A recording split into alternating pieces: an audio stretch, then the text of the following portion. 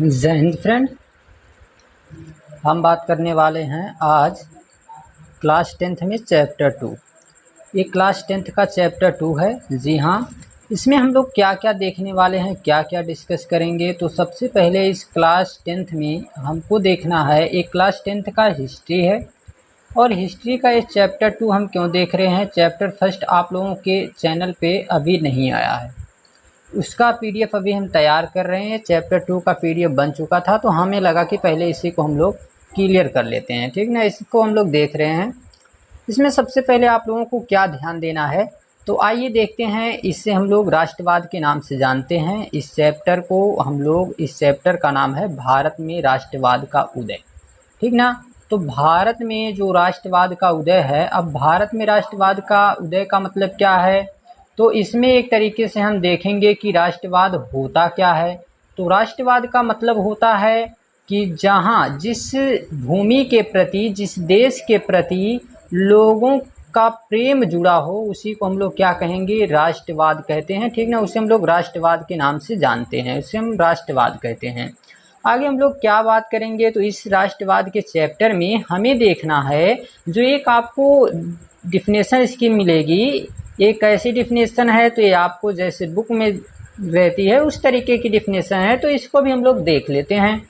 बाकी हम लोग चर्चा यही करेंगे अपने हिसाब से, बाकी इसका जो किताबी भाषा भी है वो भी ज़रूरी है, तो इसको भी हम लोग देख लेते हैं। सबसे पहले राष्ट्रवाद क्या है, तो राष्ट्रवाद एकता और सामान्य चेतना की भावना को संदर्भित करता है, जो तब सक्रिय होता है जब एक सामान्य क्षेत्र में रहने वाले लोग समान ऐतिहासिक, राजनीतिक और सांस्कृतिक पृष्ठभूमि साझा करते हैं। लोग भले ही अलग अलग भाषा बोलते हों, जैसे कि भारत ये बता रहा है कि कोई ऐसी भूमि जहाँ पे अलग अलग भाषा को बोलने वाले लोग हों, ऐसे लोगों का जो अपने देश के प्रति प्रेम होता है वही राष्ट्रवाद कहलाता है। जो अपने राष्ट्र के प्रति प्रेम होता है उन्हीं को हम लोग क्या कहते हैं, राष्ट्रवाद। जहाँ सब एक साथ मिलजुल कर रहें, अपने देश के प्रति, अपने भूमि के प्रति उनका प्रेम हो, इसी को हम लोग राष्ट्रवाद कहते हैं।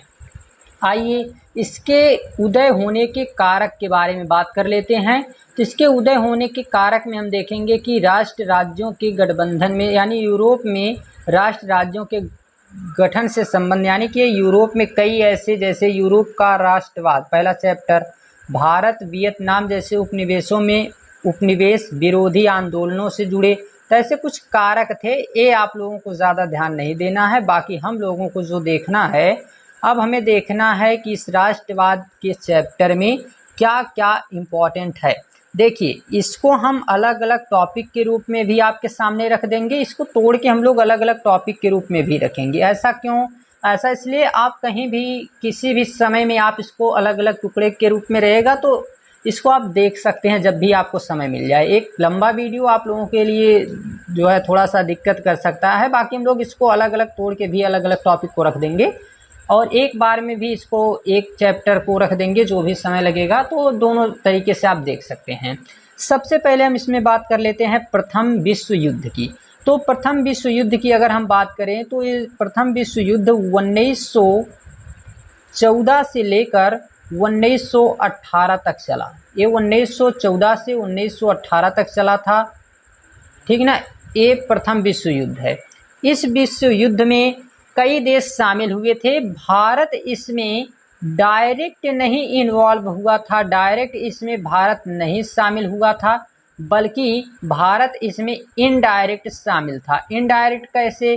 क्योंकि इसमें ब्रिटेन के शामिल होने के कारण हम लोग उस समय ब्रिटेन के उपनिवेश थे, यानी उसके अधिकार क्षेत्र में रहते थे। अधिकार क्षेत्र का मतलब है जहां उसका शासन चल रहा है, तो इसी कारण से हम लोग भी इनडायरेक्ट रूप से उसमें जो है शामिल थे। आइए इसके प्रभाव हमारे ऊपर क्या पड़ते हैं, हमारे देश के ऊपर इस प्रथम विश्व युद्ध के क्या प्रभाव पड़ते हैं, इस बात पे चर्चा करते हैं।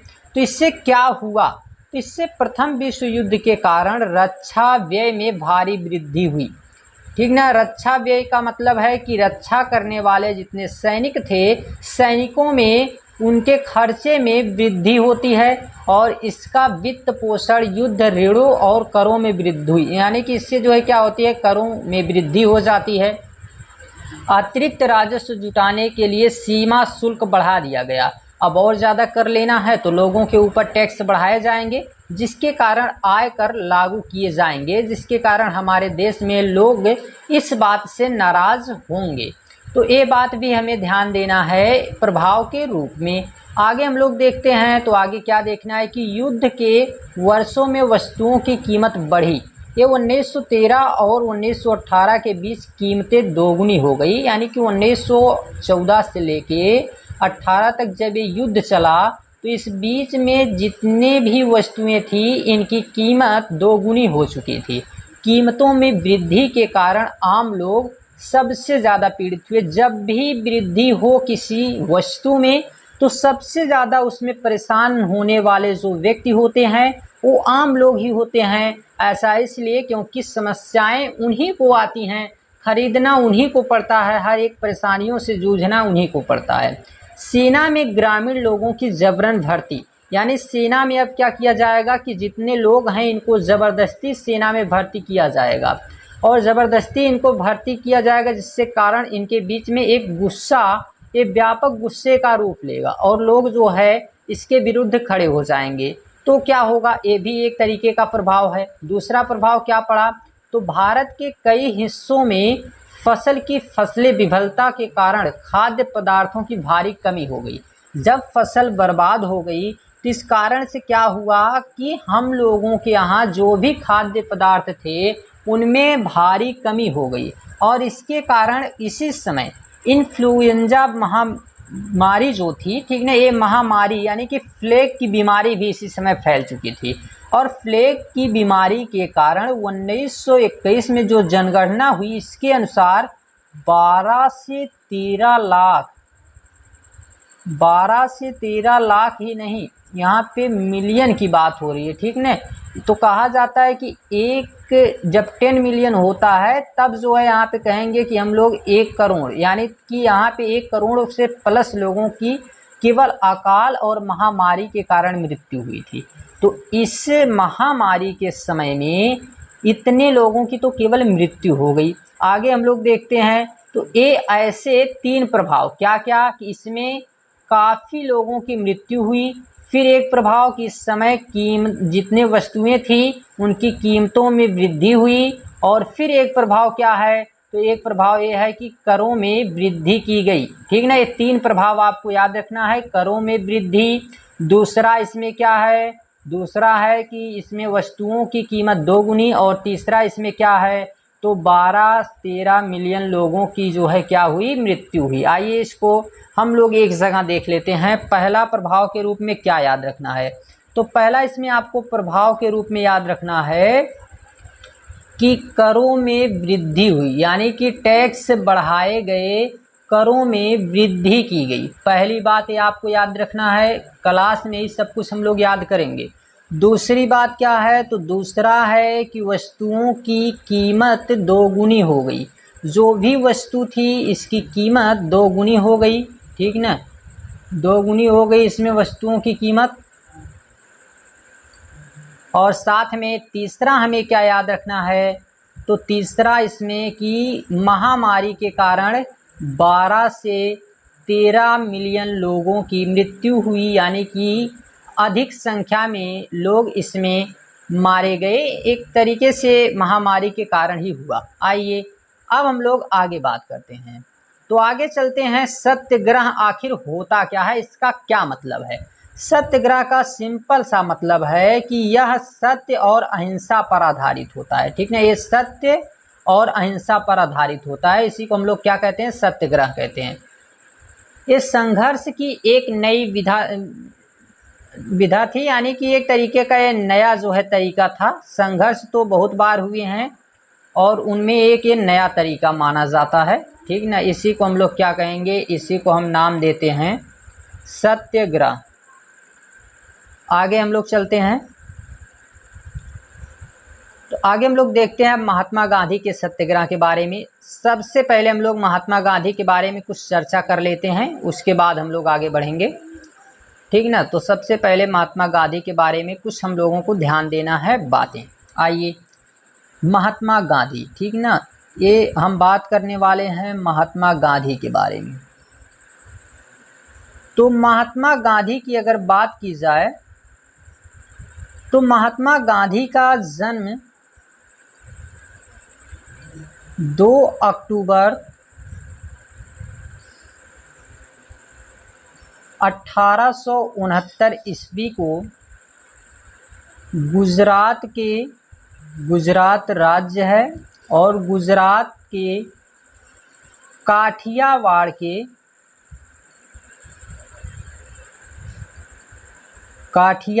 के पोरबंदर नामक स्थान पर हुआ था। जी हाँ, पोरबंदर नामक स्थान पर इनका जन्म हुआ था। पोरबंदर नामक स्थान पर 2 अक्टूबर 1869 ईस्वी को गुजरात के काठियावाड़ के पोरबंदर नामक स्थान पर। आगे देखते हैं, तो आगे क्या ध्यान देना है कि इनका विवाह, इससे पहले माता पिता के बारे में बात कर लेते हैं। तो इनके माता थी जिनका नाम था पुतलीबाई, माता का नाम पुतलीबाई, माता इनकी पुतलीबाई थी। इनके पिता थे जिनका नाम था मोहनदास करमचंद गांधी, मोहनदास करमचंद गांधी इनके पिता का नाम था। ठीक ना, इतनी बात आपको याद रखना है, गांधी जी के परिवार से जुड़ा हुआ। फिर आगे आपको क्या ध्यान देना है कि 1883 ईस्वी में कई जगह 13 वर्ष लिखा गया है, कई जगह 14 वर्ष। तो 13 वर्ष की उम्र में इनका विवाह हो जाता है, और इनका जो विवाह हुआ था वो हुआ था कस्तूरबाई से। आगे चलकर इन्हीं के नाम को गांधी जी ये रा और यहाँ से हटा के इसको क्या कर देते हैं, कस्तूरबा कर देते हैं, कस्तूरबा। इन्हीं का नाम, इनका विवाह 1883 ईस्वी में हुआ था। आगे बात करें तो इनके 4 पुत्र थे गांधी जी के, इनके 4 पुत्र थे। और वो 4 पुत्र कौन कौन थे, तो पहले थे हरिलाल,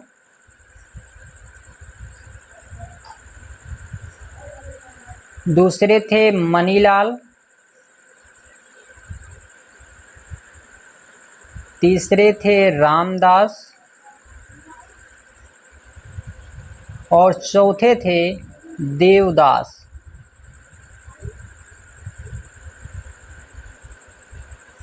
ये 4 इनके पुत्र थे। एक 5वें पुत्र थे दत्तक पुत्र, जिन्हें गोद में लिए थे, तो उनका नाम था जमुनालाल बजाज।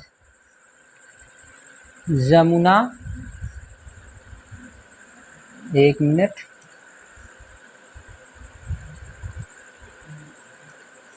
इनका नाम था जमुनालाल बजाज।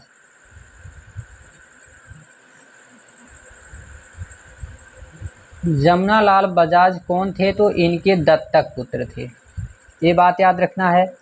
आगे चलते हैं, तो आगे हम देखते हैं कि अब 1888 में महात्मा गांधी कहाँ चले जाते हैं, तो 1888 में महात्मा गांधी जाते हैं ब्रिटेन, जिसे हम लोग लंदन के नाम से जानते हैं। यहाँ जाते हैं, और यहाँ जाने के बाद यहाँ जाते हैं, यहाँ से वे आते हैं। यहाँ क्यों जाते हैं, तो यहाँ जाते हैं वकालत की डिग्री प्राप्त करने, वकालत की डिग्री प्राप्त करने। और यहाँ से 1891 ईस्वी में 1891 ईस्वी में 1891 ईस्वी में यहाँ से वापस आ जाते हैं भारत। और जब भारत वापस आते हैं तो आते हैं सुप्रीम कोर्ट के वकील बनकर। सुप्रीम कोर्ट के वकील बनकर आते हैं, जिन्हें बैरिस्टर कहा जाता है। और जिस समय ये आते हैं तो उसी समय 1893 में, महज 2 साल बाद, 1893 ईस्वी में गुजरात के एक व्यापारी थे। गुजरात के एक व्यापारी थे, वो प्रसिद्ध व्यापारी जिनका नाम था दादा अब्दुल्ला। दादा अब्दुल्ला इनका नाम था। और इनका केस लड़ने के लिए महात्मा गांधी चले जाते हैं दक्षिण अफ्रीका। दक्षिण अफ्रीका जाते हैं इनका केस लड़ने के लिए। और दक्षिण अफ्रीका जब ये जाते हैं तो वहाँ पर इस केस को इन्होंने बहुत कम समय में सॉल्व कर दिया, यानी काफ़ी कम समय में इस केस को जीत लेते हैं। लेकिन क्या होता है कि दक्षिण अफ्रीका में जाने के बाद इन्हें भारतीयों के साथ और वहाँ के अश्वेत लोगों के साथ रंग भेद देखने को मिलता है। ये रंग भेद कौन कर रहा था? तो ये रंग भेद का मामला जो वहाँ पे ब्रिटिश लोग थे, इन्हीं के कारण किया जा रहा था।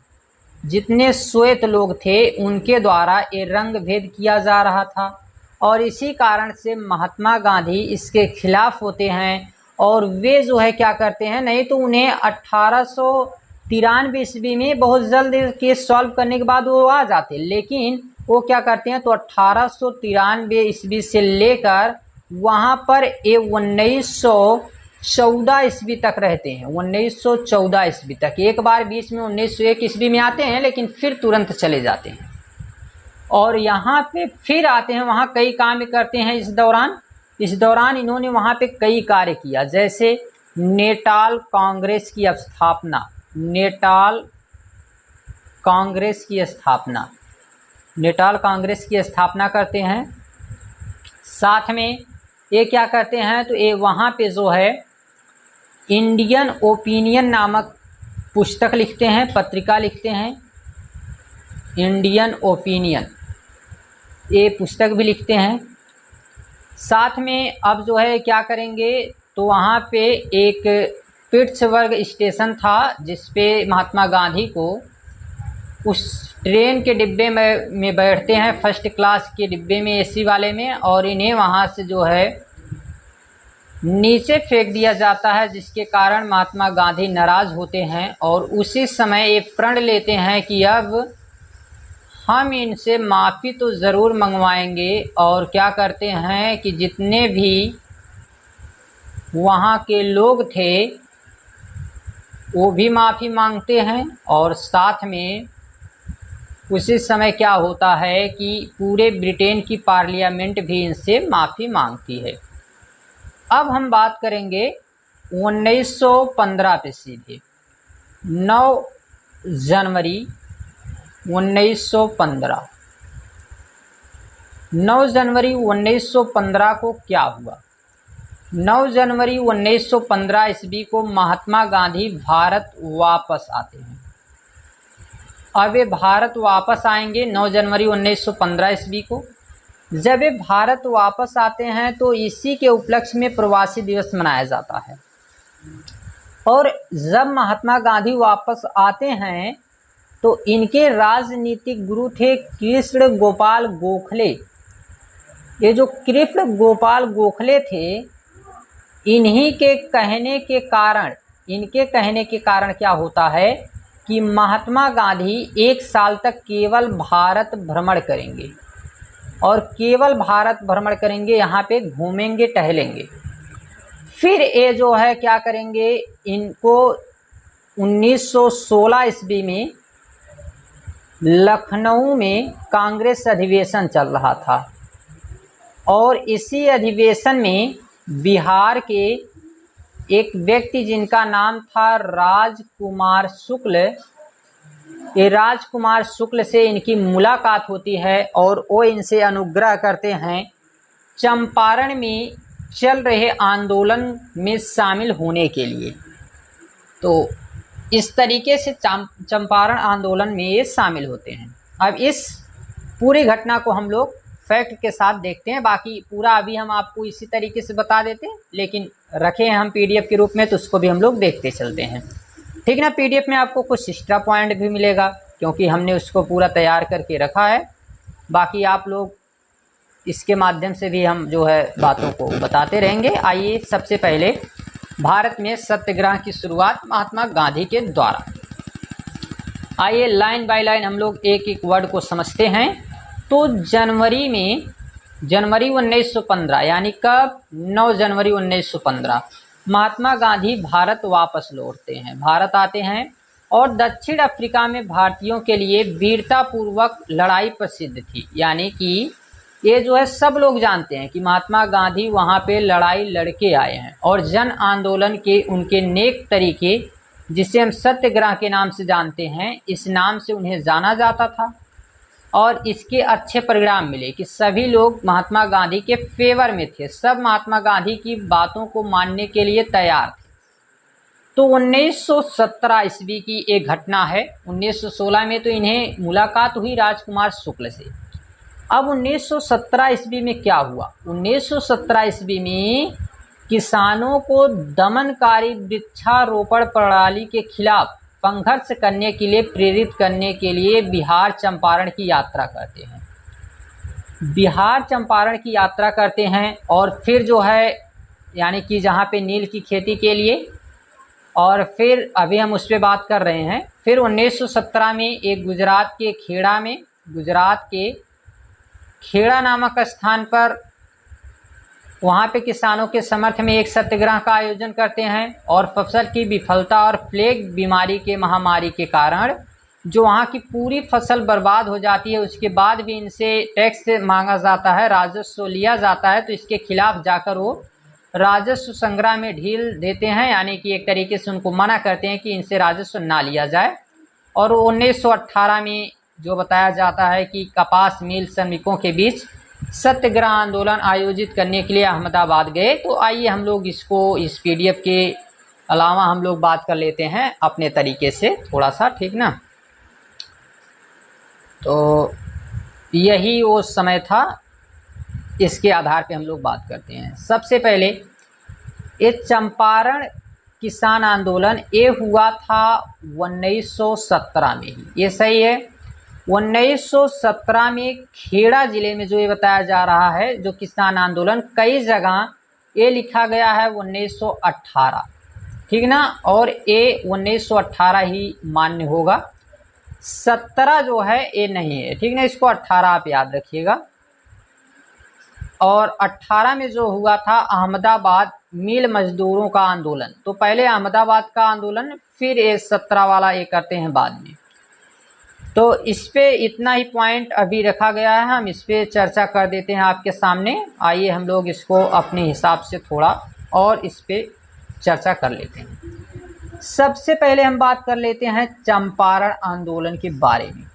ये जो चंपारण आंदोलन था, इस चंपारण के आंदोलन में क्या होता है कि जब इनसे राजकुमार शुक्ल की मुलाकात होती है तो ये बताते हैं कि यहाँ पे क्या दिक्कत है। तो बिहार में 3/20वें भाग पर जो ज़मीन होती थी उसके 3/20वें भाग पर किसी भी किसान को नील की खेती करना पड़ता था।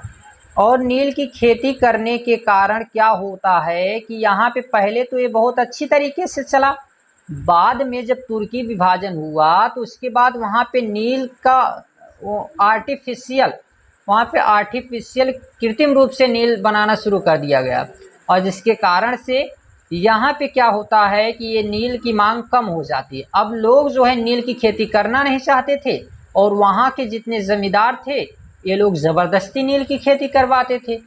इसी के विरुद्ध में आंदोलन चल रहा था। महात्मा गांधी उसमें शामिल होते हैं और वहाँ के डीएम के सामने जाकर उसके ऑफिस के सामने बैठते हैं और उसके सामने बैठने के बाद उसे इस बात के लिए मजबूर कर देते हैं कि बात को, यानी कि ये जो आंदोलन है इसके तहत ये नील की खेती को हमेशा के लिए बंद किया जाए।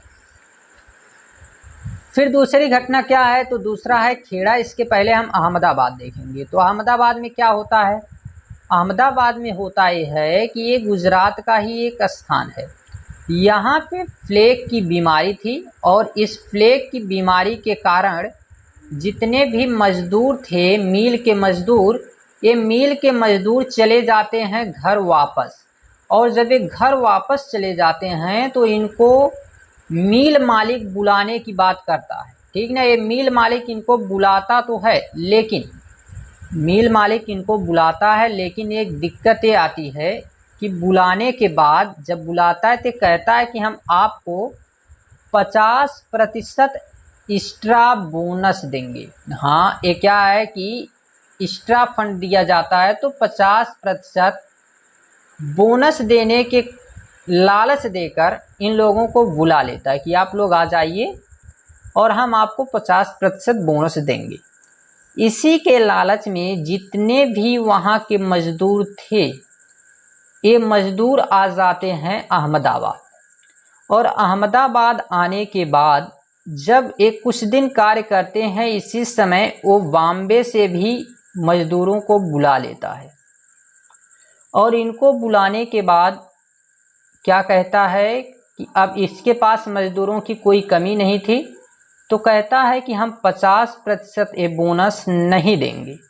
और इसी कारण से यहाँ के जितने मजदूर थे ये मिल मालिक के खिलाफ आंदोलन कर देते हैं। और जैसे ही ये लोग आंदोलन करते हैं तो इस समय महात्मा गांधी इसमें शामिल होते हैं। और महात्मा गांधी जब इसमें शामिल होते हैं तो मजदूरों का कहना था कि हमें केवल 35% चाहिए, 50% बोनस नहीं चाहिए। तो बाद में महात्मा गांधी से और मिल मालिक से बातचीत होती है, तो 20% बोनस देने की बात पर तय किया जाता है, जिसमें इस बात को छुपाकर, यानी कि एक तरीके से उनके सामने बात हुई नहीं थी मजदूरों के सामने, तो महात्मा गांधी कह देते हैं कि 20% देने के लिए मालिक तैयार है। और इस बात से ये ऐलान कर देते हैं। और ये बात सुनने के बाद जितने भी वहाँ के मजदूर थे, इन्हें लगता है कि महात्मा गांधी इसका कुछ प्रतिशत खुद ले रहे हैं, तो उनके प्रति लोगों का थोड़ा सा प्रेम कम होता है और उन्हें कुछ बातें भी वो लोग कहते हैं, जिसमें कुछ बुरा भला भी कहा जाता है। तो बाद में महात्मा गांधी को क्या किया गया कि इन्हें कहा गया, तो इसके कारण महात्मा गांधी नाराज होने के बाद ये बैठ जाते हैं भूख हड़ताल पर। और जैसे ही भूख हड़ताल पर बैठेंगे, अब इनकी क्या मांग है, अब इनकी मांग दूसरी हो जाती है कि या तो 35% सैलरी में बढ़ावा किया जाए। हाँ, वेतन ही 35% या तो बढ़ा दिया जाए, या दूसरा क्या है, तो 50% आप कहे थे बोनस देने के लिए, तो 50% बोनस दे दिया जाए। और तब तक हम भूख हड़ताल को नहीं तोड़ेंगे जब तक आप इसमें से कोई एक नहीं देते हैं। अब इस बात पे मिल मालिक को आखिर में हार मानकर 35% सैलरी बढ़ा दी जाती है, 35% इन्हें सैलरी दी जाती है। तो ये था अहमदाबाद का। फिर क्या है, जो खेड़ा का है, तो उसमें क्या होता है, इसी के दौरान खेड़ा में लोगों की फसल बर्बाद हो गई थी प्लेग की बीमारी के कारण। और लोग कह रहे थे कि हम टैक्स देने की स्थिति में नहीं हैं। और नियम था वहाँ पर कि जो भी व्यक्ति टैक्स केवल वही व्यक्ति देगा जिसकी फसल 50% से कम बर्बाद हुई है। टैक्स केवल वही देगा जिसकी फसल 50% से कम बर्बाद हुई है। जबकि किसान क्या कर रहे थे कि जिन लोगों की फसल 75% बर्बाद हो गई है, उनसे भी कर ले रहे थे जमींदार लोग, जिन किसानों की फसल 75% भी बर्बाद थी।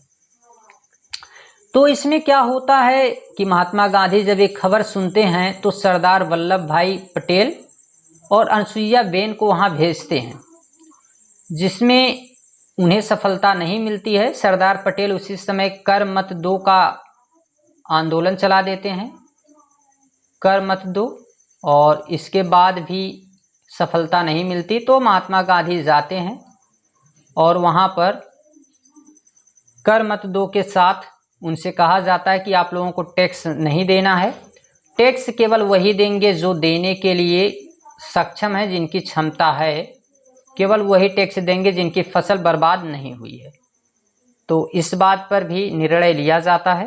तो यहाँ से समाप्त होते हैं 3 आंदोलन, जिसे हम लोग जानते हैं चंपारण, अहमदाबाद और खेड़ा के नाम से। आगे आता है 1919, और इस 1919 के समय में रॉलेट एक्ट भारत आता है। रॉलेट एक्ट 1919 में आता है, और ये रॉलेट एक्ट की बात क्या है, तो किसके आधार पे, कैसे, क्या है। रॉलेट एक्ट का मतलब है, ये ब्रिटेन के एक अधिकारी सर सिडनी रॉलेट, उसका नाम था sir Sydney Rowlatt. Sir Sydney Rowlatt के नाम पर रखा गया था इसका नाम रॉलेट एक्ट। ये भारत में आता है और इसका मुख्य उद्देश्य रहता है भारत के क्रांतिकारियों का दमन करना।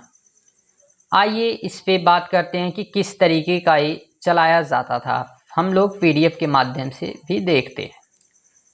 तो इसमें सबसे पहले रॉलेट एक्ट के क्या प्रावधान थे। प्रावधान ये था कि जितने भी राजनीतिक कैदी हैं उन पर बिना मुकदमा चलाए 2 वर्ष तक हिरासत में रखने की अनुमति। ऐसा कानून जिसे 2 वर्षों तक बिना किसी मुकदमे के किसी भी राजनीतिक कैदी को हिरासत में रख सकते हैं, पहला ये प्रावधान था। इसका क्या उद्देश्य था, तो इसका उद्देश्य था राजनीतिक गतिविधियों का दमन करना। रॉलेट एक्ट क्यों जो है अनुचित था, यानी अनुचित क्यों था, तो अनुचित इसलिए था क्योंकि जितने भी भारतीय थे तो भारतीयों की नागरिक स्वतंत्रता पर हमला था। भारतीयों के सदस्यों के विरुद्ध, यानी कि इनके विरोध के बावजूद ये पारित हो गया। यानी ये लोगों का कहना था कि इसको ना पारित किया जाए, उसके बाद भी इसको चलाया गया। रॉलेट एक्ट के क्या परिणाम हुए, तो रॉलेट एक्ट के कारण, एक मिनट, ठीक है, रॉलेट एक्ट के बाद भी क्या हुआ कि इसके क्या परिणाम हुए, यानी मना करने के बाद भी चलाया गया था। तो इस अन्यायपूर्ण कानून के खिलाफ 6 अप्रैल 1919 को एम.एन. गांधी द्वारा, महात्मा गांधी द्वारा एक अखिल भारतीय हड़ताल की योजना बनाई जाती है। महात्मा गांधी एक अखिल भारतीय योजना बनाते हैं और जिसमें क्या किया जाता है, इसके विरोध में लोग तैयार होते हैं, जिसके कारण क्या क्या किया जाता है, तो विभिन्न शहरों में रैलियां आयोजित की गई। रेलवे वर्कशॉप में कर्मचारी हड़ताल पर चले गए, दुकानें बंद कर दी गई, स्थानीय नेताओं को अमृतसर से उठाया गया। साथ में क्या हुआ कि साथ में 2 नेता थे जिनका नाम था सत्यपाल और सियाफुद्दीन किचलू।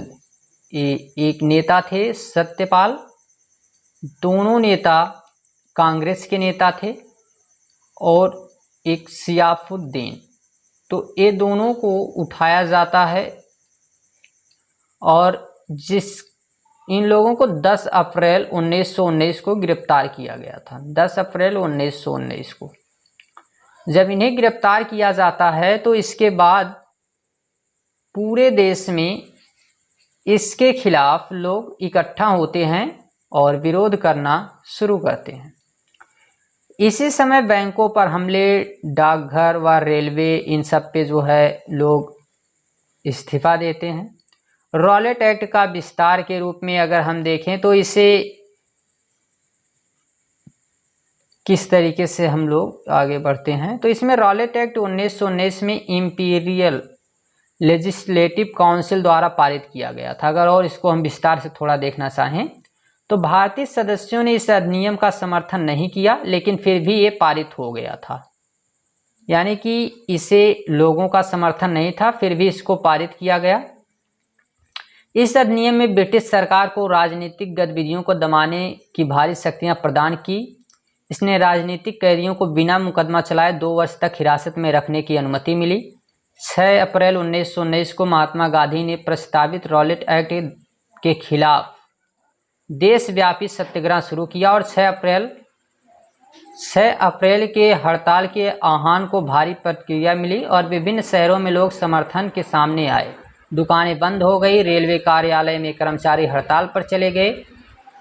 ब्रिटिश प्रशासन ने राष्ट्रवादियों पर नकेल कसने के लिए कई स्थानीय नेताओं को गिरफ्तार किया और जिसमें महात्मा गांधी दिल्ली में प्रवेश करने से रोक लगा दिया गया कि अब जो है महात्मा गांधी दिल्ली में नहीं जा सकते हैं। तो ये था रॉलेट एक्ट। आइए रॉलेट एक्ट के बारे में हम लोग भी और एक्स्ट्रा कुछ देख लेते हैं। तो और एक्स्ट्रा में क्या रहेगा रॉलेट एक्ट के बारे में। रॉलेट एक्ट को रिवोल्यूशनरी एक्ट भी कहा जाता है। सर सिडनी रॉलेट के नाम पर चलाया गया था। इस रॉलेट एक्ट में क्या हुआ, 2 नेता जो प्रमुख हैं सत्यपाल और सियाफुद्दीन किचलू को गिरफ्तार किया गया। इसी के विरोध में लोग पंजाब के अमृतसर में इकट्ठा हुए, जिसके बाद घटना घटती है जलियांवाला बाग हत्याकांड। तो अब हम लोग देखते हैं जलियांवाला बाग हत्याकांड को। जलियांवाला बाग हत्याकांड 13 अप्रैल 1919 को हुआ था। 13 अप्रैल 1919 को 1919। आइए हम लोग इसको देखना शुरू करते हैं। तो सबसे पहले क्या हुआ कि 10 अप्रैल 1919 को अमृतसर में शांतिपूर्ण जुलूस पर पुलिस ने गोली चला दी और इससे सरकारी प्रतिष्ठानों पर बड़े पैमाने पर हमले हुए। अमृतसर में मार्शल लॉ लागू कर दिया गया। मार्शल लॉ क्या होता है, तो मार्शल लॉ एक ऐसा कानून है, एक ऐसा नियम कानून उनके द्वारा बनाया गया था कि जो केवल शक के आधार पर, जी हाँ, केवल शक के आधार पर किसी भी व्यक्ति को गिरफ्तार करने का अधिकार, जहां 8 से 10 लोग इकट्ठा हैं तो उनको गिरफ्तार करने का आदेश दिया जाता था। तो इसी को जो है मार्शल लॉ के नाम से जानते हैं। तो मार्शल लॉ उस समय लागू था, लोगों को पता नहीं था और इसकी कमान दी गई थी, यानी इसका जो मुख्य नेतृत्व करने वाला व्यक्ति था वो जनरल डायर था और जनरल डायर इसे उस समय संभाल रहा था। तो क्या होता है कि एक चौंकाने वाला जलियांवाला बाग में क्या होता है कि उसी समय 13 अप्रैल को, ये 10 अप्रैल को विरोध हो रहा था, तो 13 अप्रैल को ये व्यक्ति उस बाग में पहुंचता है और वह दिन पंजाब में वैसाख मनाया जाता है, यानी वैसाख का मेला लगता है और उसी समय लोग जो है वहाँ पे इकट्ठा थे। जलियांवाला बाग में एक मेले में भाग लेने आए ग्रामीणों की भीड़ थी। यह चारों ओर से संकीर्ण प्रवेश द्वारों से घिरा हुआ था। क्या कहना चाहते हैं, आइए देखते हैं। एक ऐसा स्थान था जो कुछ इस तरीके से बना हुआ था कि यहाँ पे लोगों को आने के लिए केवल एक पतला सा रास्ता होता था और इसी पतले रास्ते के माध्यम से लोग इस स्थान पर आ सकते थे। लेकिन इस रास्ते में आने के बाद, इस मैदान में आने के बाद कोई भी बाहर नहीं निकल सकता था सिवाय इस रास्ते के। बीच में एक कुआं था और यहाँ पे लोग इकट्ठा हो गए थे कई हजारों की संख्या में। जनरल डायर को एक कमान मिलती है और जनरल डायर यहाँ आता है सैनिकों के साथ और बिना किसी पूछताछ के इन निहत्थे लोगों के ऊपर गोली चलाने का आदेश देता है, और जिसके कारण ये केवल शांतिपूर्वक तरीके से लोग जुटे हुए थे, जिसके कारण यहाँ पे कई हजार लोगों की जान जाती है। क्या होता है, तो जनरल डायर ने निकास मार्गों को बंद कर दिया, जो भी वो रास्ता था, और भीड़ पर गोलियां चलवा दी। उस घटना में सैकड़ों लोग कहना उचित नहीं है, कई हजार लोग उसमें थे। इस घटना पर जनता की प्रतिक्रिया ने कई उत्तर भारतीय शहरों में हिंसक रूप ले लिए। यानी कि इससे क्या हुआ, इस घटना के बाद अब लोग नाराज थे, क्योंकि इसी समय वो समय था जब लोगों को रोका जाता था कि ऐसा कुछ होना नहीं चाहिए, और इसी समय लोग हिंसक रूप लेते हैं। और सरकार अपनी प्रतिक्रिया में काफ़ी क्रूर थी, हालात बेहद हिंसक हो गए। महात्मा गांधी ने हिंसा जारी रखने के लिए आंदोलन वापस लिया। यानी कि जो उस समय एक तरीके से लोगों के खिलाफ ये आंदोलन चल रहे थे, ठीक, हम लोग सहयोग नहीं करेंगे, इस रॉलेट एक्ट का विरोध करेंगे। अभी ये किसी नाम पे आंदोलन थोड़ी चल रहा था जैसा असहयोग आंदोलन, लेकिन बस क्या है कि इस तरीके से लोग इकट्ठा होकर जुलूस वगैरह निकाल रहे थे। तो इसी समय एक घटना घटती है, और उसी समय दो बच्चे थे, मतलब बच्चे के रूप में उस समय थोड़े छोटे थे, जो महान क्रांतिकारी जिनको हम जानते हैं, ऐसे दोबारा कभी ऐसे महान क्रांतिकारी हुए नहीं हैं। पहले भगत सिंह, दूसरे उधम सिंह, और ये दोनों व्यक्ति उस समय थोड़े छोटे थे। भगत सिंह इस समय बताया जाता है कि 40 किलोमीटर पैदल चल के जाते हैं, और वहाँ से खून से सनी हुई मिट्टी को लेके घर जाते हैं। और उधम सिंह उसी समय प्रण लेते हैं कि जिस जनरल डायर की वजह से इतने लोगों की जान गई है, उस जनरल डायर को हम मारेंगे ज़रूर, और उसी के देश में जाकर। और 1940 ईस्वी में, जी हाँ 1940 ईस्वी में उधम सिंह ब्रिटेन में जाकर उस जनरल डायर को एक पार्टी में ही गोली चला देते हैं, और उसकी मृत्यु होती है। उसके बाद उन्हें फांसी दी जाती है, वो अलग बात है, उनके जीवन का जो मुख्य लक्ष्य था वो पूरा होता है। फिर आगे जलियांवाला बाग के कुछ प्रभाव हैं। क्या हुआ इससे, तो उत्तर भारत के कई शहरों में भीड़ सड़कों पर उतर गई, हड़ताल हुए, पुलिस के साथ कई लोगों के मार झगड़े हुए, सरकारी इमारतों पर हमले हुए, ब्रिटिश सरकार और ज़्यादा क्रूर हो गई। तो इस तरीके के कई जो है प्रभाव हुए। बाकी हम लोग ये देखेंगे कि हिंसा फैलती देख महात्मा गांधी ने रॉलेट एक्ट सत्याग्रह आंदोलन, यानी कि जो उसके खिलाफ आंदोलन चल रहा था, वो बंद कर दिया जाता है, जिसका कुछ नाम नहीं था, सत्याग्रह का आंदोलन ही बस सिंपल सा चल रहा था। आगे आएगा इनका आंदोलन जिसे हम लोग जानते हैं मतलब असहयोग के नाम से। इसी के समय एक खिलाफत आंदोलन के नाम से जाना जाता है, तो इसके बारे में भी चर्चा कर लेते हैं। ये भी 1919 का ही समय था। खिलाफत आंदोलन, क्या मसला था इसमें, तो खिलाफत मुद्दे ने महात्मा गांधी को हिंदुओं और मुसलमानों को एक मंच पर लाने का अवसर दिया। ये तुर्की में उनको कहा गया था ब्रिटेन वालों के द्वारा कि हम आपका विभाजन नहीं करेंगे, आपके धर्मों का हम लोग पालन करेंगे, आपके धर्मों का सम्मान करेंगे। जबकि परिस्थितियों के साथ तो ये लोग बदल जाते हैं, और इसी कारण महात्मा गांधी इनका साथ देते हैं। तो उनको एक तरीके से यहाँ मुस्लिम और हिंदुओं को साथ लाने का मौका मिलता है।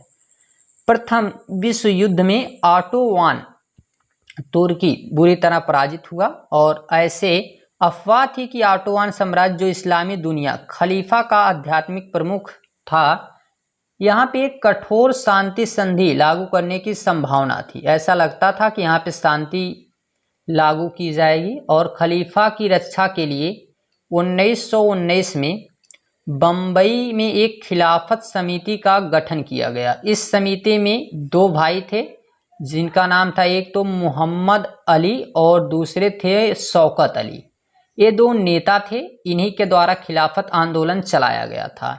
यह चाहते थे कि महात्मा गांधी एकजुट जन आंदोलन खड़ा करने का बीड़ा उठाएं। इनका मानना था कि महात्मा गांधी इस आंदोलन में शामिल हों, लेकिन इनकी मुख्य भूमिका कोई रहती नहीं, इसमें बहुत ज़्यादा वो शामिल नहीं होते हैं। और 1920 में, सितंबर 1920 में कांग्रेस के कलकत्ता अधिवेशन, ये याद रखना है आपको, 1920 का अधिवेशन पिछली बार क्वेश्चन में आया हुआ था। पिछली बार ये आया हुआ है 1924 के पेपर में आया हुआ है, मैपिंग की क्लास में। ये 1924 कह रहे हैं, सॉरी फॉर दिस, 2024, ठीक है ना, 2024 के पेपर में आया है कि वह स्थान जहां सितंबर 1920 का कांग्रेस अधिवेशन हुआ तो स्थान था कलकत्ता, याद रखना है, कलकत्ता। एक खिलाफत के समर्थन में स्वराज्य के लिए भी असहयोग आंदोलन शुरू करने का प्रस्ताव पारित किया गया। यहीं से जो है, यहीं से शुरू करने का समय आता है, जो 1 अगस्त 1920 को ही शुरू कर दिया जाता है असहयोग आंदोलन गांधी जी के द्वारा। तो 1920 में जो सितंबर अधिवेशन हुआ था कलकत्ता अधिवेशन में, ये कलकत्ता में हुआ था, ये याद रखना है आपको। आगे देखते हैं हम लोग हिंद स्वराज। हिंद स्वराज क्या है? तो महात्मा गांधी द्वारा लिखी गई एक प्रसिद्ध पुस्तक है, जिसमें भारत में ब्रिटिश शासन के असहयोग पर जोर दिया गया है कि उनका हम लोग किसी तरीके से सहयोग नहीं करेंगे। आइए अब हम लोग आते हैं जो हमारे देश में चलाया गया पहला राष्ट्रव्यापी आंदोलन, जिसमें पूरे देश के लोग शामिल होते हैं, असहयोग आंदोलन। आइए इस बात पे हम लोग चर्चा करते हैं, डिटेल में देखेंगे हम। तो असहयोग आंदोलन 1 अगस्त 1920 को चलाया गया है। 1 अगस्त 1920 को, 1 अगस्त 1920 को किसकी मुख्य भूमिका थी? तो महात्मा गांधी की। महात्मा गांधी की इसमें मुख्य भूमिका रहती है, उन्हीं के द्वारा संचालित किया गया था। इसका उद्देश्य क्या था?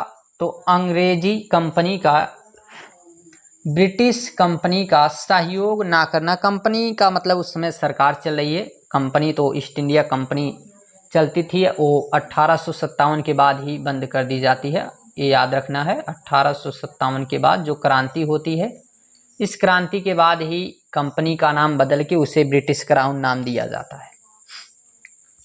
तो इसमें क्या होता है, महात्मा गांधी ने अपनी प्रसिद्ध पुस्तक हिंद स्वराज में, जो 1909 में लिखी गई, इसमें घोषणा की कि भारत में ब्रिटिश शासन भारतीयों के सहयोग से स्थापित हुआ। इनका मानना है, इस किताब में लिखते हैं कि जो ब्रिटिश सरकार हमारे यहाँ चल रही है, ये इसलिए चल रही है क्योंकि हम लोगों का सहयोग है, ये हमारे सहयोग के कारण जीवित है, तो हमें इनका सहयोग नहीं करना चाहिए।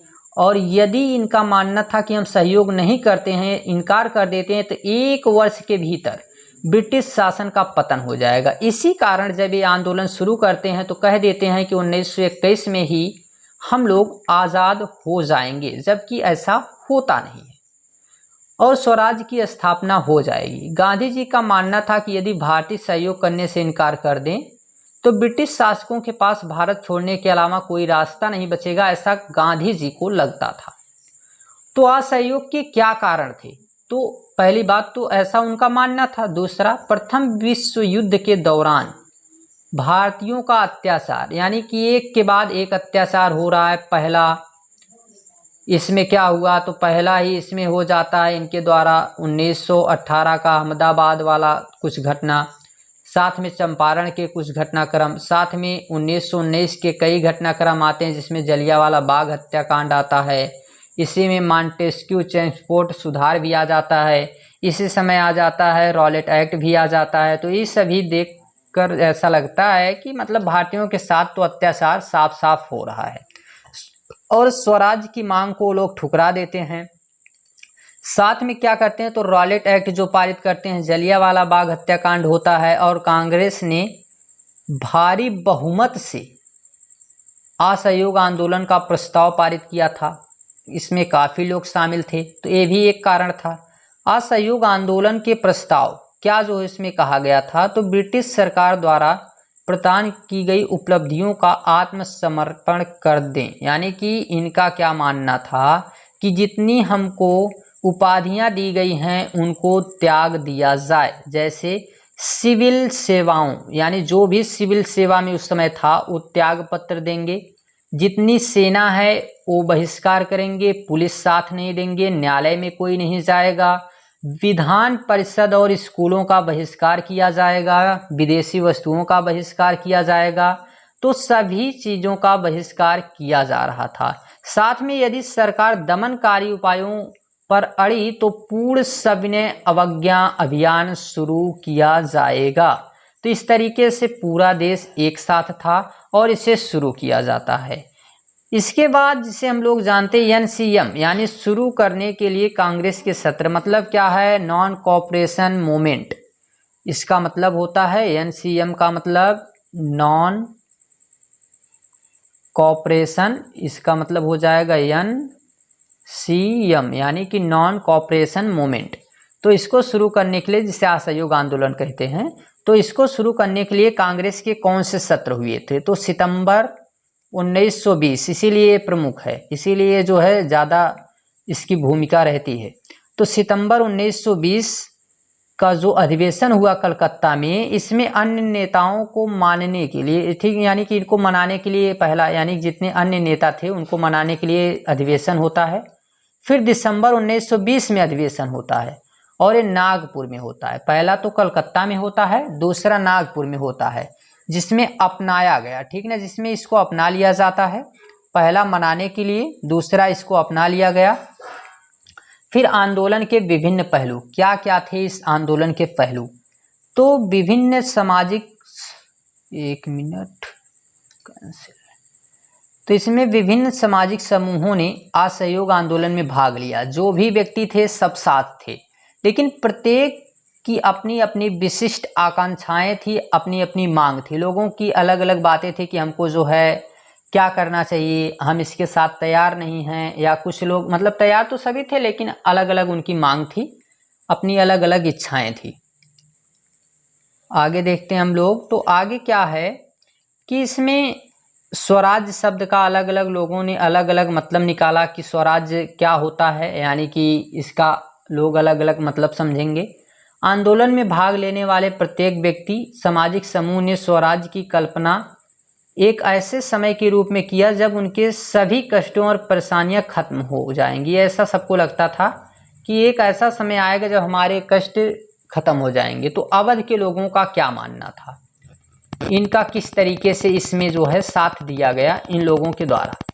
अवध में किसान आंदोलन का नेतृत्व, जो इस किसान आंदोलन का नेतृत्व कर रहे थे वो बाबा रामचंद्र उनका नाम था, इनके द्वारा किया गया। एक सन्यासी थे जिन्होंने पहले फीजी गिरमिटिया मजदूर के रूप में काम किया था और किसान ऊंचे लगान और कई अन्य उपकरों के खिलाफ थे।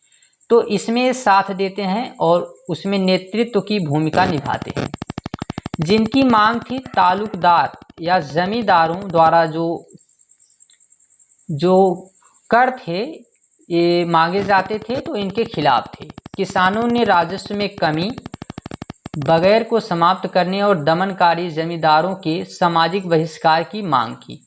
यानी कि इन्होंने कहा कि अब हम किसी भी प्रकार का कोई टैक्स नहीं देंगे। तो ये यहाँ से असहयोग किया गया। आदिवासी किसान, इनका क्या योगदान रहा, तो आदिवासी किसान जो थे ये महात्मा गांधी और स्वराज के विचारों की अपनी अपनी व्याख्या दी। आदिवासियों को मवेशियों को चराने या फल जलाऊ लकड़ी इकट्ठा करने के लिए, यानी कि जो इनका एक तरीके से दैनिक दिनचर्या होती है, इस पे जंगलों में प्रवेश में, जो जंगल में प्रवेश करते थे तो इनका प्रवेश रोक दिया गया था कि ये जंगल में नहीं जा सकते हैं। तो इस कारण से ये लोग दुखी थे और नए वन कानून आ गए थे और अपनी आजीविका के लिए खतरा पैदा हो रहा था। सरकार ने उन्हें सड़क निर्माण में बेकार करने के लिए मजबूर कर दिया, यानी कि उनको जो है सड़क निर्माण में उनको लगाया जाता था। आदिवासी के जो क्षेत्र होते थे, कई विद्रोही हिंसक हो गए जितने भी वहाँ के लोग थे। अब इसमें बिरसा मुंडा जैसे भी कई लोग थे। तो ब्रिटिश अधिकारियों के खिलाफ गुरिल्ला युद्ध करते थे लोग, यानी कि उनके लिए जैसे जंगलों में युद्ध किए, तो ये भी एक असहयोग में शामिल होता है।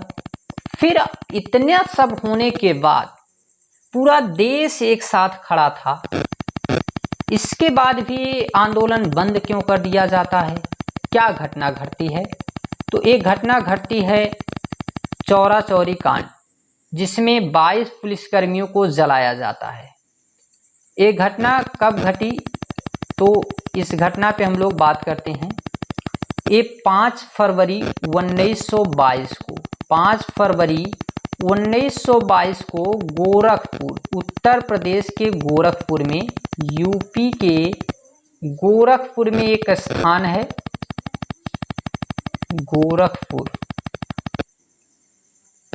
जिसका नाम है चौरा चौरी। ये गलत लिखा गया है, चौरा चौरी रहेगा। एक मिनट।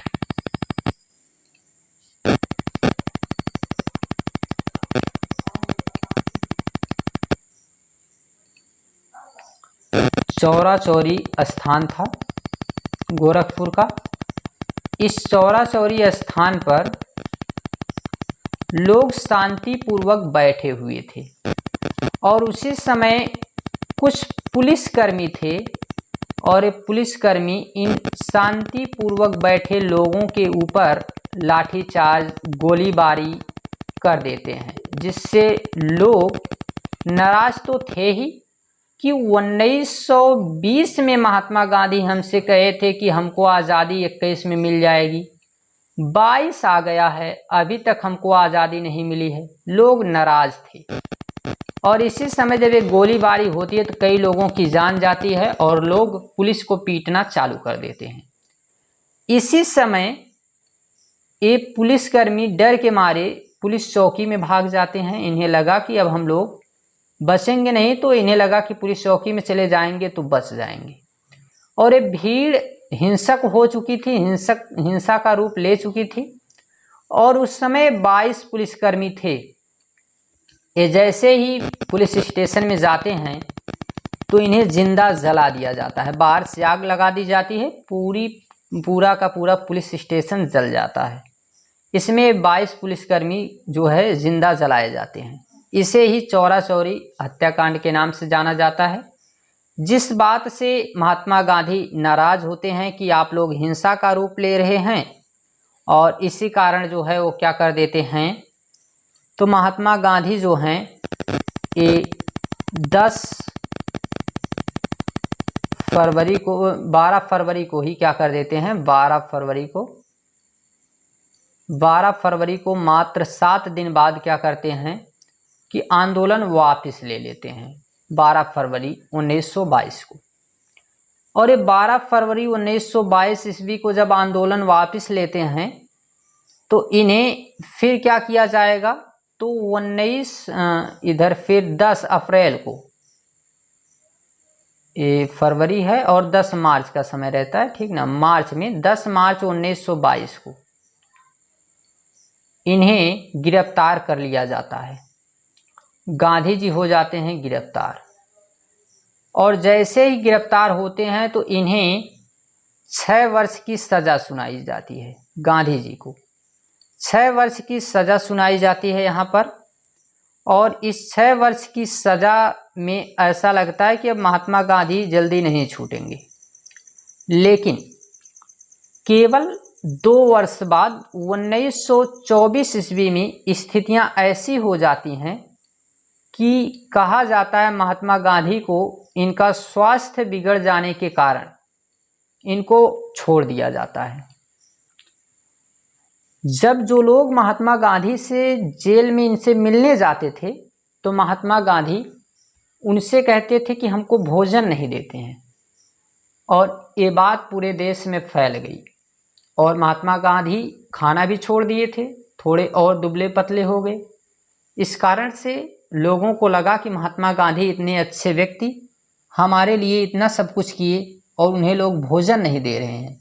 इस बात से यहाँ पे महात्मा गांधी को छोड़ दिया जाता है और महात्मा गांधी 1924 ईस्वी में ही क्या करते हैं, जैसे ही छूटते हैं तो कर्नाटक के बेलग्राम में, कर्नाटक में एक अधिवेशन चल रहा था 1924 में।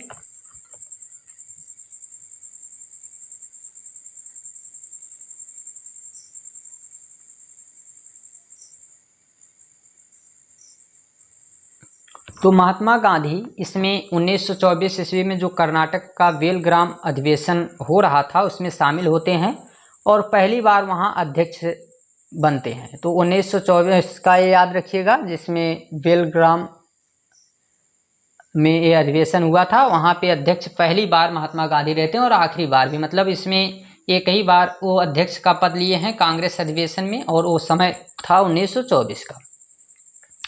अब हम लोग आते हैं यहाँ बीच में, कई घटनाएं घटती हैं लेकिन सविनय अवज्ञा की ओर, यानी कि ये सविनय अवज्ञा की ओर कहने का मतलब है कि इससे पहले कई घटनाएं घटेंगी जिसमें साइमन कमीशन की बात होती है। तो साइमन कमीशन भारत आता है, साइमन कमीशन भारत आता है। साइमन कमीशन में कुल 7 लोग थे, ये अंग्रेज अधिकारी ही थे, 7 लोग इसमें थे और जिसमें सबसे प्रमुख था साइमन। ये ब्रिटिश सरकार ने सर जॉन साइमन के अधीन वैधानिक आयोग का गठन करता है। ये 1928 में 27 में इसका गठन होता है। ये भारत में आता है 1928 में, ये भारत में आयोग आता है, साइमन कमीशन आयोग। आयोग को भारत में संवैधानिक व्यवस्था के कामकाज को देखने के लिए और यहाँ पे बदलाव और सुझाव के लिए भेजा गया था, लेकिन आयोग में सभी सदस्य ब्रिटिश थे। इसी कारण से भारतीय नेता इसका विरोध कर रहे थे, जिसमें लाला लाजपत राय जो थे, लाला लाजपत राय, ये इसे गो साइमन कह के, इसको गो साइमन कह के इसका जो है विरोध करते हैं, जिसमें लाठीचार्ज के दौरान इनकी मृत्यु हो जाती है, लाला लाजपत राय की। तो इसका विरोध इसी कारण से किया जा रहा था क्योंकि इसमें कोई भी ब्रिटिश के अलावा भारतीय नहीं थे। साइमन 1900, ये जो साइमन कमीशन था तो 1928 को भारत आया और इसका स्वागत साइमन वापस जाओ के नारे से किया गया, मतलब कि इसका विरोध किया जा रहा था कि गो साइमन। और विरोध में शामिल सभी दल शामिल हुए, जितने भी भारत के जितने उस समय दल थे। और अक्टूबर 1929 में जो इरविन है, इरविन जिसे लॉर्ड इरविन का मतलब है केवल वो लोग अपने नाम के सामने लगाते हैं, और भारत के लिए एक डोमिनियन स्टेट की एक अस्पष्ट पेशकश की घोषणा की और इसका समय निर्दिष्ट नहीं किया गया, यानी बताया नहीं गया कि ये कब जो है हम लोगों को डोमिनियन स्टेट दिया जाएगा। इसलिए ये भविष्य में संविधान पर चर्चा के लिए गोलमेज सम्मेलन आयोजित करने की भी पेशकश करते हैं कि अब गोलमेज सम्मेलन बुलाया जाएगा और इसमें सभी लोग शामिल हों। तो इसलिए लोग इसका जो है विरोध कर रहे थे। इसी समय उनकी मृत्यु होती है और लोग खिलाफ हो जाते हैं, जिसमें भगत सिंह इसी दौरान सैंडर्स की हत्या करते हैं और सैंडर्स की जो है हत्या के कारण ही उनको फांसी की सज़ा होती है। तो वो घटना इस चैप्टर में नहीं है तो इसलिए हम लोग उसको छोड़ रहे हैं। इसी दौरान, इसी के बाद में जो है महात्मा गांधी के अलावा जवाहरलाल नेहरू और मोतीलाल नेहरू का मानना था कि हमें जो है स्वराज्य दिया जाए, तो उन्हें स्वराज्य नहीं दिया जाता है, जिसके बाद जो है अपने पिताजी का अपमान समझकर जवाहरलाल नेहरू कहते हैं कि अब हमें स्वराज्य नहीं चाहिए बल्कि पूर्ण स्वराज्य चाहिए और आप लोग अब यहाँ से भाग जाइए, जिसके कारण उन्होंने शपथ लिया कि अब 26 जनवरी 1930 को ही हम लोगों को आज़ादी मिल जाएगी, हम इसी दिन अपने देश को आज़ाद करेंगे, जिसके उपलक्ष्य में हर 26 जनवरी 1930 से ही हम लोग 26 जनवरी के दिन झंडारोहण करते थे। और इसी के कारण जब हमारा संविधान तैयार होता है तो संविधान तैयार होने के बाद हम यहाँ पर 26 नवंबर को 26 नवंबर को जो हमारा संविधान तैयार हुआ था, तो हम लोग इस दिन नहीं लागू किए उसे। इसका कारण यही था नहीं लागू करने का, क्योंकि जो है हम पहले से ही इसको मना रहे थे, तो हमारे 26 जनवरी वाला दिन छूट जाता। इसी कारण से इसे संवैधानिक दिवस के रूप में घोषित कर दिया जाता है और 26 जनवरी के दिन इसको लागू करके गणतांत्रिक दिवस के रूप में उसे लागू कर दिया जाता है। तो इसके पीछे की कहानी यही थी। अब नमक मार्च के रूप में जिसे हम जानते हैं, जिसे सविनय अवज्ञा आंदोलन या नमक मार्च के नाम से जानते हैं, ये महात्मा गांधी द्वारा चलाया गया था, 1930 में चलाया गया था। इस पे हम लोग चर्चा करते हैं। तो नमक कानून तोड़ते हैं महात्मा गांधी और उसी से रिलेट है। सबसे पहले इसमें हम लोग क्या देखेंगे, आइए चर्चा करते हैं। तो महात्मा गांधी का क्या मानना था? इनका मानना था कि नमक पूरे देश को एकजुट करने का शक्तिशाली प्रतीक हो सकता है। दूरदृष्टि वाले व्यक्ति थे। ये मोदी जी की तरह थोड़ा सा सोचते थे कि ऐसे चीज पे ध्यान दिया जाए जैसे 5 kg। ऐसे भी सोचते थे कि नमक पे ध्यान दिया जाए जो सभी लोग प्रयोग करते हैं, और नमक बनाने पर प्रतिबंध था कि कोई भी भारतीय नमक नहीं बना सकता है, और जो हम लोग तय करेंगे उसी के अनुसार नमक आपको खरीदना है। तो महात्मा गांधी इसके खिलाफ होते हैं और अंग्रेजों को, जितने भी अंग्रेज थे इनके सहित अधिकांश लोगों ने इस विचार का उपहास उड़ाया कि नमक पे चर्चा करने जा रहे हैं। तो नमक कर को समाप्त करना उन कई मांगों में से एक था जो 11 सूत्री मांग इरविन को महात्मा गांधी जो है सौंपते हैं। उन्हीं में से एक था ये नमक कानून को, यानी जो नमक पे कर लगाया गया था, इसको समाप्त करने के लिए। तो इसी कारण ये आवाज उठाते हैं और नमक मार्च या दांडी मार्च के नाम से जिसे जाना जाता है, इसे 12 मार्च 1930 को महात्मा गांधी शुरू करते हैं और 18 अनुयायी थे इनके साथ। 18 लोग शामिल होते हैं और इसे साबरमती से 240 मील यानी 385 किलोमीटर, 240 मील जिसे कहते हैं, यहाँ से चलने के बाद 24 दिन तक पैदल यात्रा करते हैं और 24 दिन बाद ये दांडी नामक स्थान पर, जो गुजरात में ही है, दांडी नामक स्थान पर समुद्र के पानी से नमक बनाकर नमक कानून तोड़ देते हैं। तो इसी को हम लोग नमक कानून के नाम से, यानी कि नमक मार्च या दांडी मार्च के नाम से जानते हैं। ये कब तोड़ा गया? तो 24 दिन बाद, यानी 6 अप्रैल 1930 को 6 अप्रैल 1930 को औपचारिक रूप से एक मुट्ठी नमक बनाकर कानून का उल्लंघन किया गया और नमक मार्च ने सविनय अवज्ञा आंदोलन की शुरुआत थी। इसी दिन से माना जाता है कि अब सविनय अवज्ञा आंदोलन शुरू होता है। सविनय अवज्ञा आंदोलन का मतलब क्या है? सविनय मतलब विनम्रता पूर्वक, अवज्ञा मना करना, विनम्रता पूर्वक किसी की आज्ञा को मना कर देना कि हमें माफ कीजिएगा, हम आपका ये कार्य नहीं कर सकते हैं, ये होगा सविनय अवज्ञा आंदोलन। तो सविनय अवज्ञा आंदोलन की शुरुआत होती है यहाँ से। ये देश के जितने अलग अलग भाग थे, विभिन्न भागों में हजारों लोगों ने नमक कानून को तोड़ दिया। महात्मा गांधी ने शुरुआत किया, बाकी सभी लोगों ने नमक कानून को तोड़ना शुरू कर दिया। लोगों ने सरकारी नमक फैक्ट्रियों के सामने प्रदर्शन किया और विदेशी वस्त्रों का बहिष्कार किया। किसानों ने अधिकारियों को इस्तीफा देने से मना कर दिया, यानी कि अब जो है किसानों ने अधिकारियों को, यानी किसान जितने थे, अधिकारी जितने थे, सब जो है ये अधिकारियों को इस्तीफा देने से मना कर दिए। और आदिवासियों ने वन कानून का उल्लंघन किया, जो वन में कानून लगाए गए थे उसका भी उल्लंघन करते हैं। तो नमक कानून क्या था, यानी कि इस पे क्या था कि जिसको तोड़ा गया, इस पे भी चर्चा कर लेते हैं। तो नमक का सेवन गरीब और अमीर दोनों करते हैं और दुनिया भर में हर जगह भोजन की सबसे आवश्यक वस्तुओं में से एक है, यानी बिना नमक का कोई भोजन ही नहीं कर सकता है। तो इसमें भारत में नमक के उत्पादन पर ब्रिटिश सरकार एकाधिकार लगाई थी कि मतलब केवल हम बना सकते हैं, बाकी कोई नहीं। तो नमक कर लगाकर सरकार ने अमीर और गरीब दोनों पर, विशेषकर गरीबों पे ही ये प्रहार था। गांधी जी ने सोचा कि यह ब्रिटिश सरकार का सबसे दमनकारी अधिनियम था और इसे समाप्त किया जाए।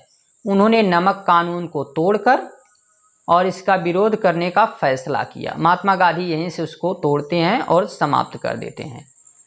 अब क्या होता है, गांधी इरविन के बीच में समझौता। गांधी इरविन के बीच में समझौता होता है 1931 में, 5 मार्च 1931 को।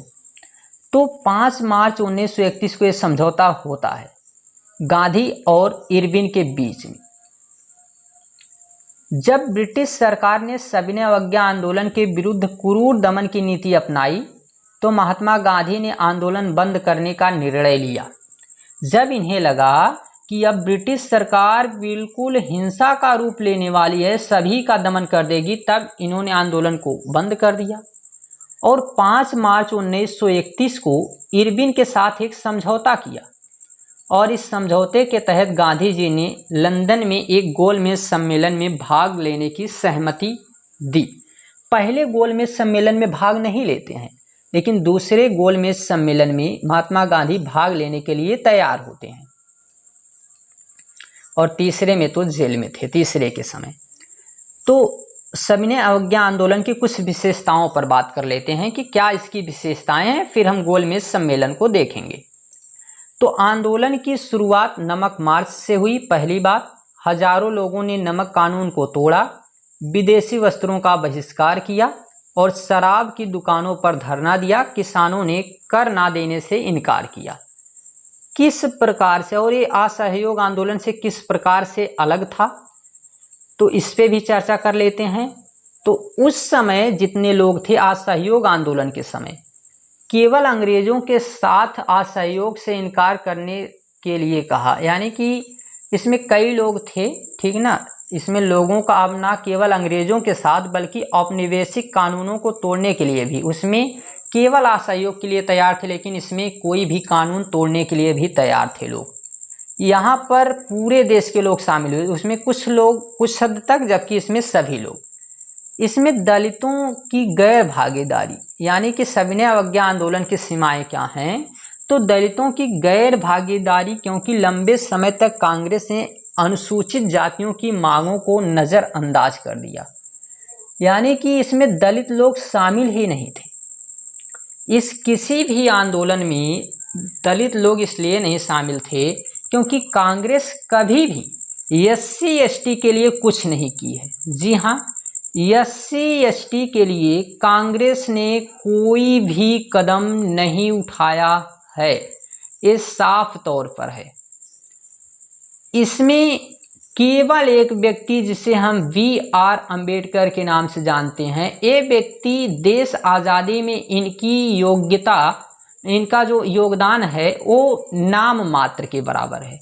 लेकिन SC ST को एक जानवर से व्यक्ति बनाने में एक कठोर वचन है, लेकिन सत्य है।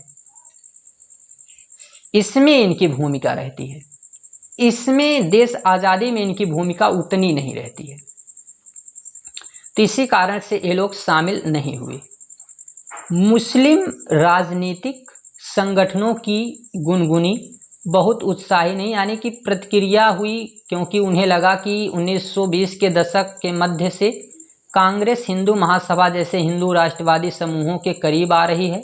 इसमें मुस्लिम लोग भी जो है शामिल हो गए और साथ में दो समुदायों के बीच संदेह और आत्मविश्वास का माहौल रहा। एक मिनट,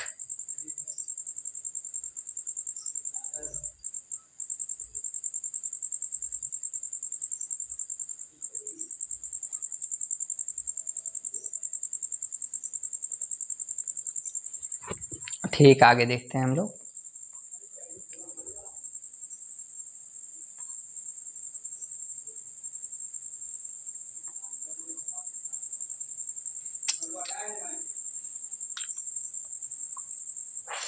तो अब हम लोग बात करते हैं कुछ फैक्ट के रूप में। जो कुछ भी हम चर्चा किए हैं ये समाप्त हुआ।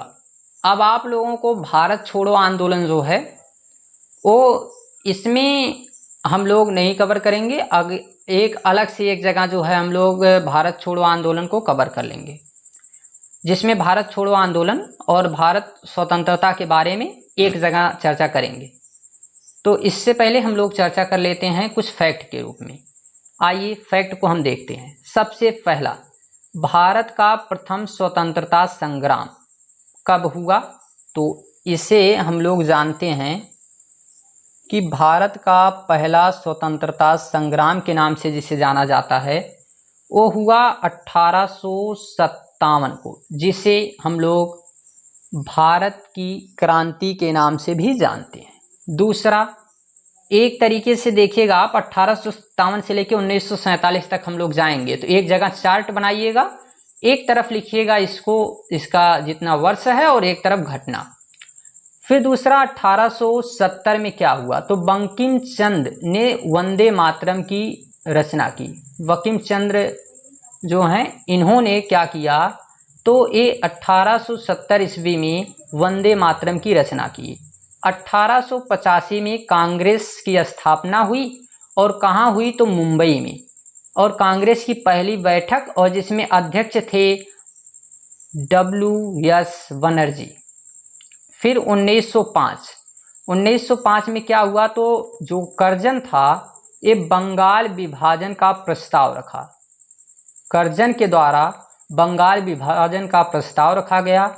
1995 में ही और एक थे अवनींद्र नाथ टैगोर, ये भारत माता का चित्र बनाए थे, जिस पे कोई चर्चा की बात नहीं है, ठीक ना, क्योंकि इस पे इतना विशेष ध्यान नहीं देना। फिर भी याद रखिएगा कि पहली बार चित्र कौन बनाया था। 1906 में आगा खान और नवाब सलीमुल्लाह ने मुस्लिम लीग की स्थापना की। तो मुस्लिम लीग की स्थापना के लिए याद रखना कि मुस्लिम लीग की स्थापना कब हुई? तो 1906 में।